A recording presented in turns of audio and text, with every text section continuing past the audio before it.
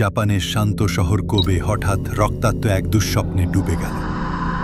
কারণ স্কুলের গেটে পাওয়া গেল 11 বছরের এক শিশুর কাটা মাথা, আর পাশেই ছিল এক ভয়ঙ্কর চিঠি, যেখানে লেখা ছিল, এটা আমার চ্যালেঞ্জ, আমি তোমাদের শিশু হত্যাকারী, এই শহরকে রক্তে ভাসাবো।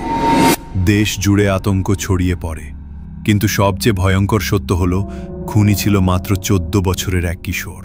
11 বছরের মেয়ে আয়াকা ইয়ামাশিতা স্কুল শেষে বাড়ি ফিরছিল, কিন্তু পথে 14 বছরের ওই কিশোর তাকে টেনে নিয়ে যায়।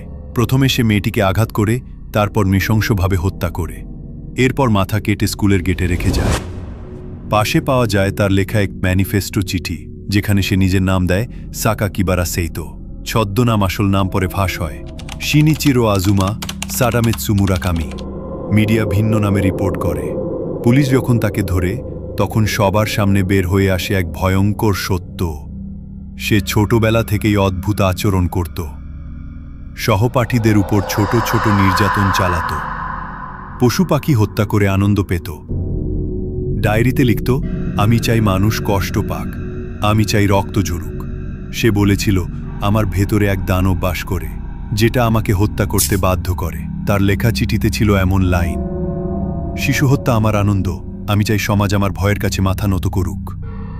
এই চিঠি পড়ার পর পুরো জাপান ভয় ও ঘৃণায় কেঁপে ওঠে। ঘটনার পর জাপান জুড়ে তীব্র আলোচনা শুরু হয়। একটি শিশু এত নিষ্ঠুর হতে পারে কিভাবে? আইন অনুযায়ী 16 বছরের নিচে কাউকে মৃত্যুদণ্ড দেওয়া যেত না, তাই তাকে শুধু জুভেনাল কারেকশনাল ফ্যাসিলিটিতে পাঠানো হয়।